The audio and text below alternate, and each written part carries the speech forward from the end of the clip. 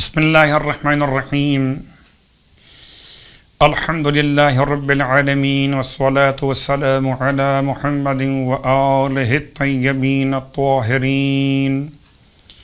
تمام اہل ایمان اہل اسلام کی خدمت میں عید الفطر کی آمد کی مبارکباد پیش کرتا ہوں اس دعا کے ساتھ کہ پروردگار عالم ہمیں عید سعید اطاعت خدا اور زیارت امام زمان کے ساتھ نصیب فرمائے۔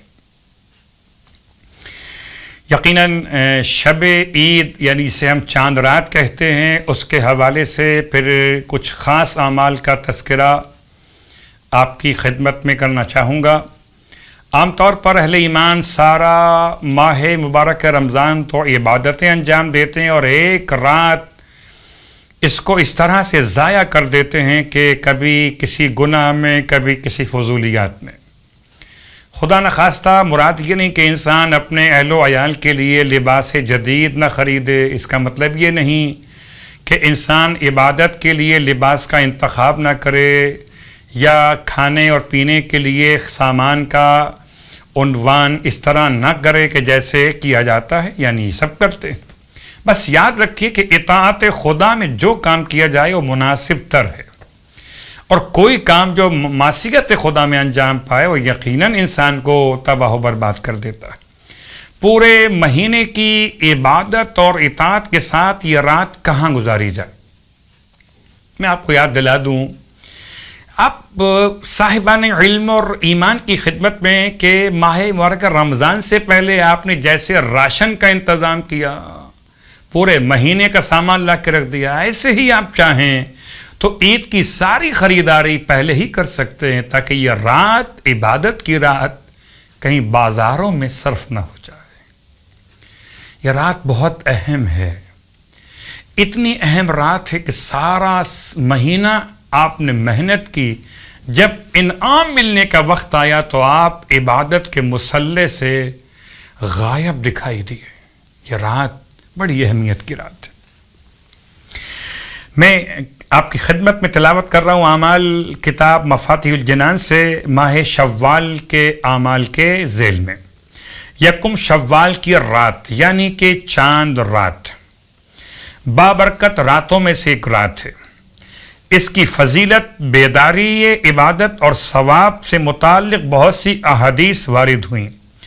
حضرت رسول خدا صلی اللہ علیہ وآلہ وسلم سے روایت ہے کہ یہ رات مرتبے میں شب قدر سے کچھ کم نہیں ہے۔ اللہ اکبر۔ اس میں چند ایک اعمال ہیں۔ غروب آفتاب کے وقت غسل انجام دیجئے، وضو کیجئے، پھر شب بیداری یعنی پوری رات نماز، دعا، استغفار، خدا سے طلب حاجات کرتے ہوئے گزاریے، مسجد میں جا کر گزاریے اگر ممکن ہو، نماز مغرب، عشاء اور فجر اور نماز عید کے بعد تکبیرات پڑھیے، یعنی کہ اللہ اکبر اللہ اکبر لا الہ الا اللہ واللہ اکبر الی آخر تکبیرات۔ نماز مغرب کے فرائض اور نافلہ کے بعد مخصوص دعا ہاتھوں کو بلند کر کے یا ذا المن والطول یا ذا الجود یا مصطفیٰ محمد، یہ دعا پڑھیے الی آخر دعا، اپنی حاجات طلب کیجئے۔ پھر نماز مغرب کے بعد جب فارغ ہو جائیں تو سجدے میں جا کے دعا پڑھیں، یا ذا الحول یا ذا الطول یا مصطفیٰ محمد و ناصرہ۔ مفاتیح الجنان ماہ شوال کے اعمال۔ پھر زیارت امام حسین علیہ السلام۔ خدا ہم سب کو شب عید، کربلا معلیٰ اور روضہ امام حسین علیہ السلام کے زائروں میں سے قرار دے۔ مخصوص زیارت کتاب زیارات سے پڑھ لیجئے۔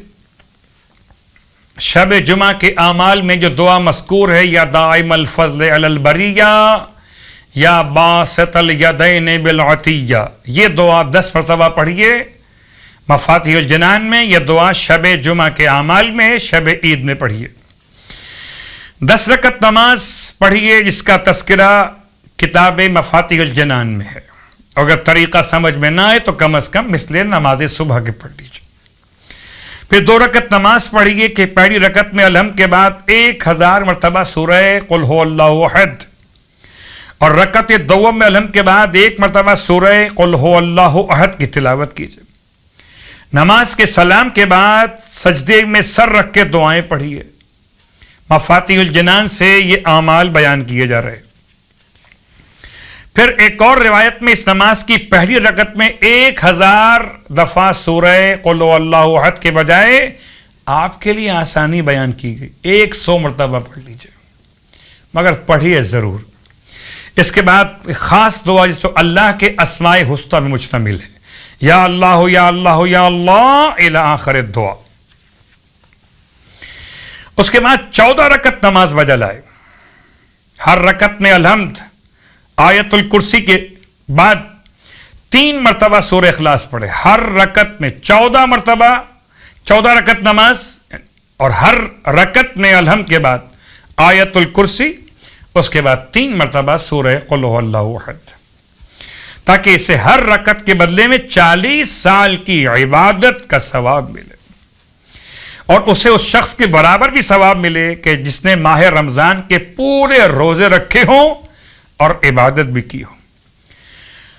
مصباح کتاب میں شیخ کا فرمان ہے کہ آخر شب میں غسل کرے اور مصلی عبادت پر رہے یہاں تک کہ صبح نمودار ہو جائے۔ شب عید کو شب عبادت قرار دیجئے، اور عید کا دن مولا کائنات کی روایت کے اعتبار سے ارشاد فرماتے ہیں ہر وہ دن عید کا دن ہے جس دن انسان اپنے آپ کو گناہوں سے بچانے میں کامیاب ہو جائے۔ تو عید کا دن اولیاء خدا کی عبادت کا دن، ماہ رمضان اولیاء خدا کی عید، اور عید کا دن انعام کا دن ہے۔ آپ عید کی نماز تو یاد رکھتے ہیں مگر صبح کی نماز کہیں بھول نہ جائیے۔ یاد رکھیے جیسے سحر میں اٹھتے تھے سحر کے عنوان سے، ایسے اس رات میں جاگتے رہیے عبادت کے عنوان سے، تاکہ صبح کی نماز بھی نصیب ہو، پھر عید کی نماز زمانہ غیبت میں ہو تو پھر جماعت کا استحباب ہو، اور جب زمانہ ظہور میں ہو تو یہ بعنوان واجب پڑھی جائے۔